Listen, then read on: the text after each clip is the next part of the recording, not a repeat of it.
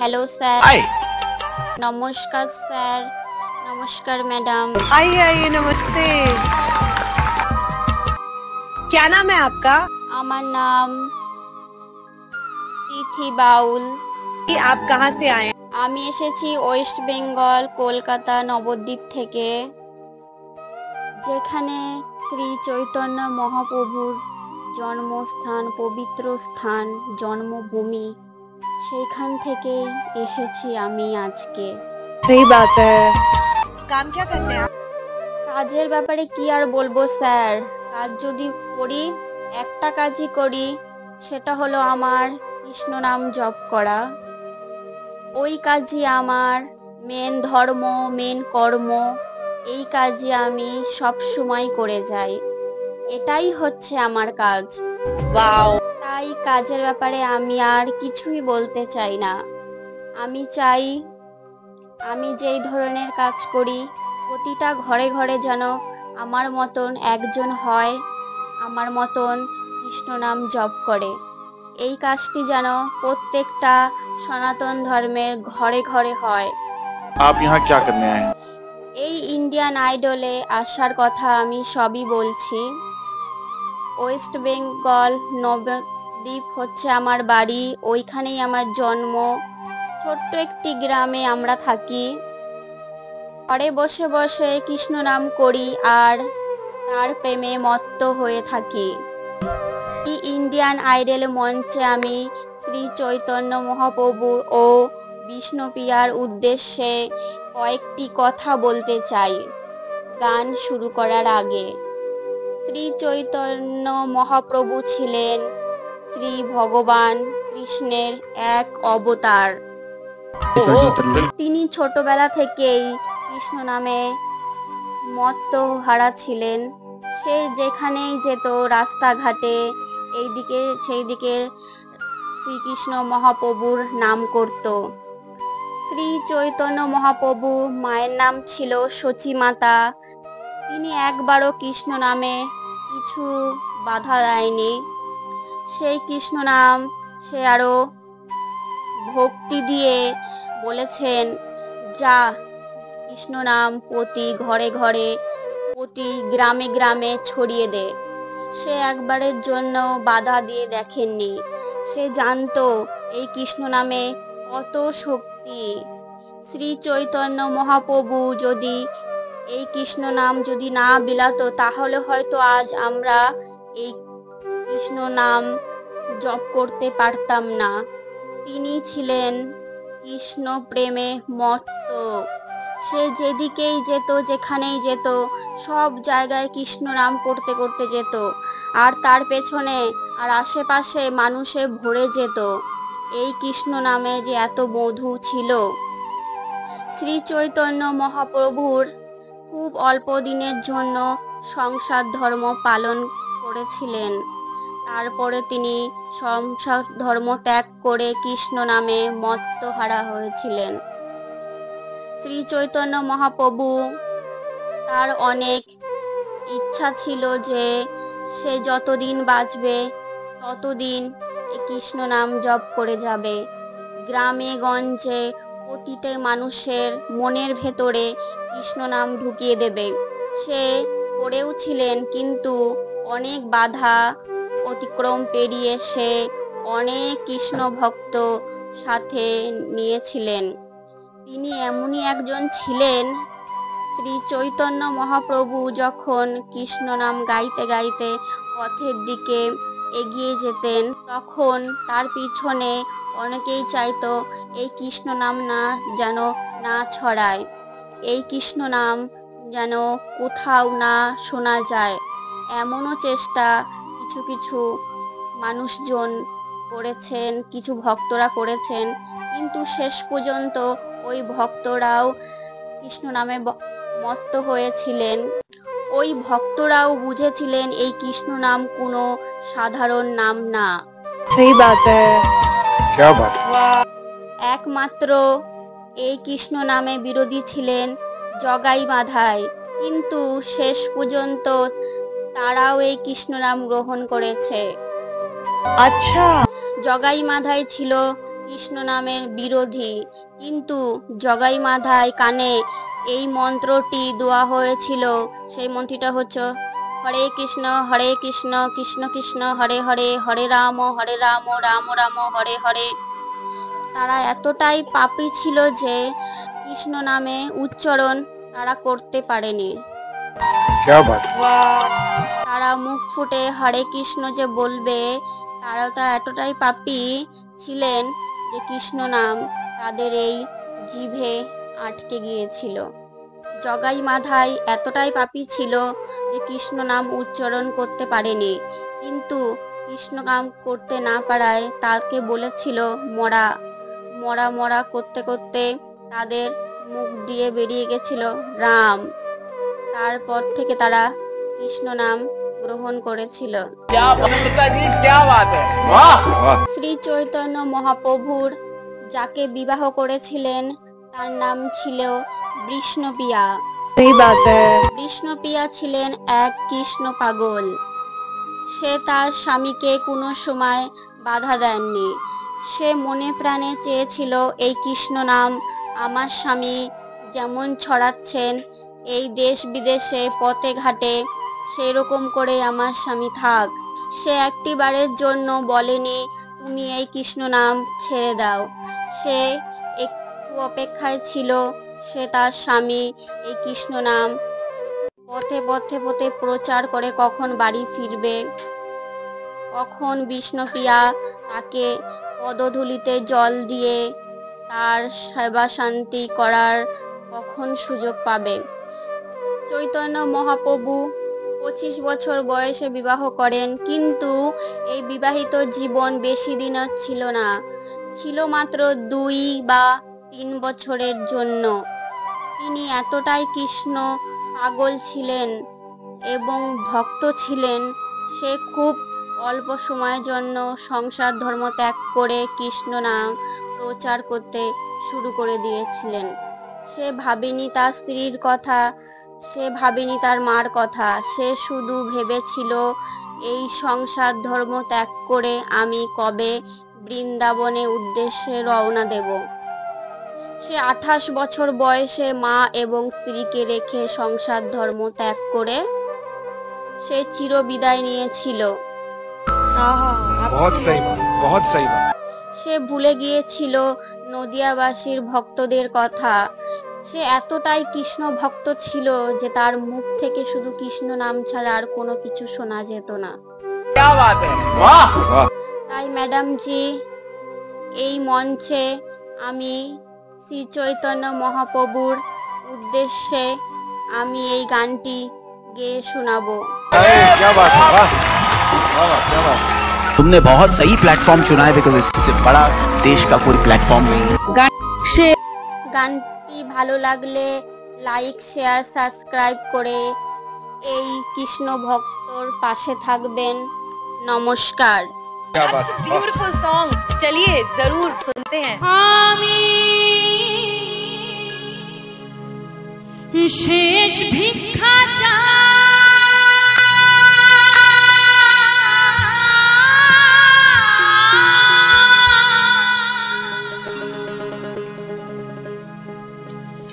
বিদায় দাও গো, বিদায় দাও গো,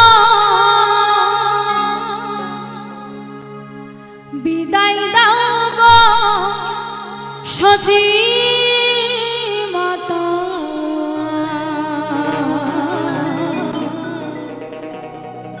সন্ন্যাসেতে যা মাগো, সন্ন্যাসেতে যা। জয় জয় নিতাই গৌর প্রেমানন্দে, দুটি বাহু তুলে একবার হরি বল হরি বল হরি বল।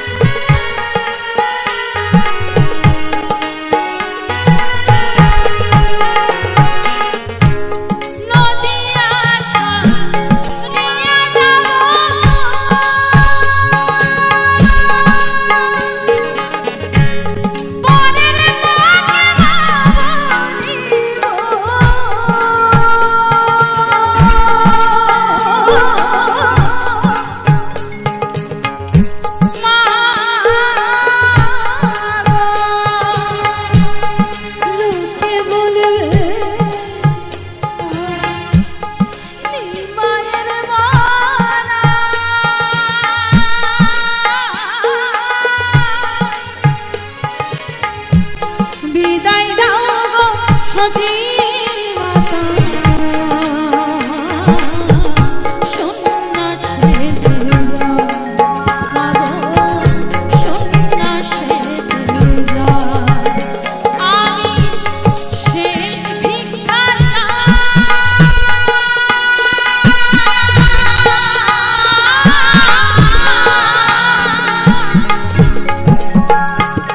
বিদায় দাও গো সজী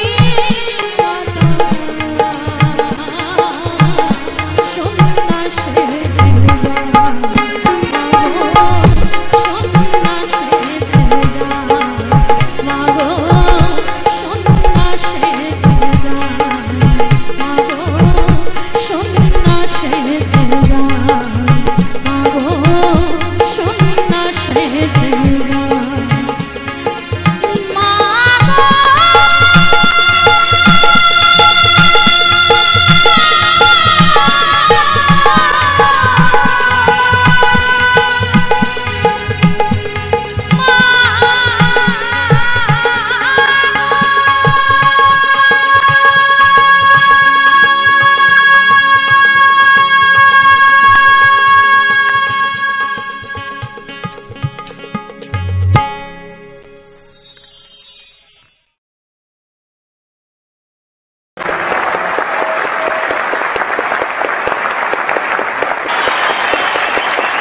ਚੱਕ ਦੇ ਪੱਟੇ ਤੇ ਨੱਪ ਦੇ ਗਿੱਲੀ ਓ